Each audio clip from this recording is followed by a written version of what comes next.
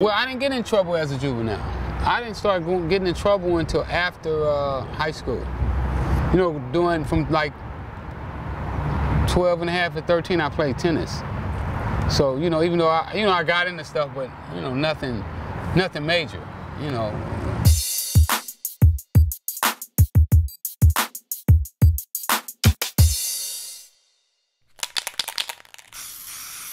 Well, I never did state time. I did county time, and I really didn't like county time. Lompoc was, the day I pulled up at Lompoc, we pulled up in a jailhouse bus. It kind of looks like a Greyhound. And it has bars on the inside, and it has guys shackled from head to toe. And when we pulled up, it kind of looked like this wall right here. If you look at the freeway behind me here, except it had rust coming down from where the bars were. And you couldn't see anybody, no windows, just these big iron steel bars. And then when you walk in, the reception center is down in like a basement. So in this basement, it looks like a dungeon. And you can smell the oldness. You know, if you ever been in an old concrete building that's been like mildewed and wet, you can smell this like this odor. And it has these great big bar doors, and it has cages all through. It's just cages where different groups of guys are putting, and where they classify you, because you go through what they call classification. So once you're going through classification, they put you in these different rooms until after you classified, and they find out if it's safe for you to go on the compound. But being there is at first it's depressing. You know, when I first got there, you know, I felt sorry for myself. You know, like, how did you get yourself into this situation? But after I was there, then it made me tighten up my game. It made me realize that that was not the place that I wanted to be for the rest of my life. That I was not going to spend the rest of my life in Lompoc, and whatever it took to get out of that situation, I was willing to do. I'm a nonviolent person. I don't believe in violence unless it's absolutely necessary, and meaning that if somebody's threatening me, my person or my family, and then that's the only time that I should use violence, is to defend myself. And I practice that in my drug business, and I practice it with the guys around me, because I know that if one of them committed a crime, it could also be associated with me, and they might associate it with our organization. So I try to keep violence down as much as possible. And believe it or not, most drug dealers do. Most drug dealers don't like violence. It's a thing that, this myth that they put on TV that wants drug dealers to be violent, and a lot of that is so that they can't give us these long prison sentences.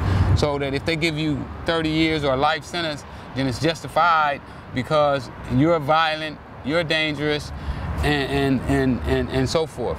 So when I started in the drug business, I started with $125. My partner started with $125. We vowed that we would never hurt anybody over money. Everything that I do now is similar to what I used to do. You know, I was sitting at a table one night and we was talking about the movie. So when I get up, this is an Indian investor. He works for one of these big investment companies. So when I get up from the table, he reaches into his briefcase and he pulls out this hair. And I was like, what the hell is that? And he's like, oh, this is hair. This costs $300. I said, $300? I said, let me see it. So he let me see it, and he gave me one to take home and show to some people. I took it and I showed it. He had told me how much it was worth and what I could get it for, and then I sold it. So that was how I got started selling hair. Well, the hair market is billions of dollars, you know, and it's a market that blacks used to control, and now it's controlled by the Koreans and the Chinese and the Indians, and I want to tap into it.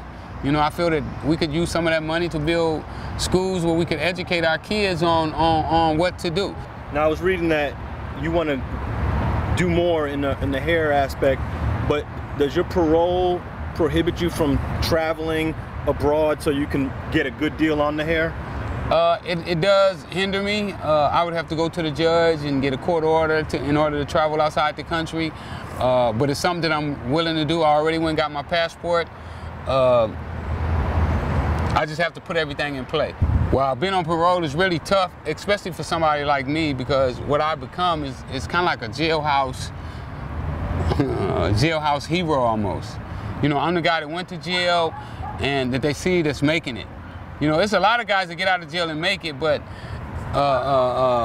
most guys don't do on the street what they said they was gonna do in prison, and guys in prison are seeing me making strides to accomplish the goals that I had planned in prison.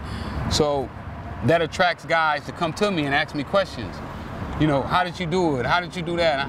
And just being black, you know, here in America, you know, 10,000 out of every 100,000 black men in America are convicted felons. So it really makes it tough for me to associate with black men. Now you said something about that this whole hair industry is based off of people's ignorance, and I guess the idea of them wanting to have long hair when genetically that's not the hair they have. Where do you think that comes from? Well, I think it's a hatred or a dislike of themselves. You know, it's almost like the people who used to smoke crack. You know, they smoked crack because they didn't want to deal with reality, what was going on around them and inside them. So what they did is they found a way that they could escape. And I believe that girls are using hair almost the same way. And, you know, and guys, we do the same thing. You know, we use other toys to take us out of our responsibility. You know, it's a great hatred for black right now. You know, being black is not one of the favorite things. But you're not uncomfortable about making some money off of that. Explain that. Some people might criticize that.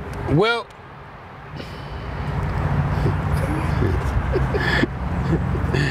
that's a good one. There's a lot of things that people make money off of that I don't agree with. You know, I don't eat meat. I don't eat chicken. Will I sell chicken and will I sell meat? Yes, I will. I mean, if people want to be ignorant and buy things that they don't need, who am I to say, you know, that this person can't do in life what they want? But at the same time, I can't give my opinion on how I feel about it. In my personal lifestyle, I'm a vegetarian, I'm a vegan, because I don't eat sugar, I don't eat butter, I don't drink milk, I don't eat cheese, no animal product. I don't want to consume any animal product. I don't get high, you know what I'm saying? I don't drink, I drink red wine once in a while, but other than that, I don't drink, I don't smoke. I want to be healthy. I want to live a long time, and I think that other people should adopt my lifestyle, but it's not my job to push my lifestyle on anybody. There was a photo of you in the article speaking at a halfway house. I guess you speak to a lot of youth about your past and some of the stuff that you've been involved with. Tell me how it feels doing that type of work. Oh, I love it. I love going around, sharing my experience, letting guys know that they can do what I do or even better.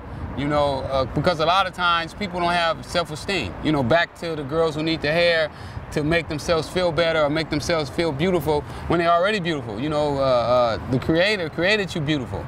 So when I get to go to these halfway houses and to these juvenile detention centers and I tell these kids, you know, how great they are and how beautiful they are, it just lightens my spirit. You know, we felt that we was the smartest people in the world. You know, we felt that we could bring a car here, take the license plates off of it, and nobody would know whose car it was. I said, what street are we on? They said Florence. The Florence didn't look like this when I left. Why I look so ugly out here? So nasty. You know, it was within them 7.5 years I was gone, the world had really changed.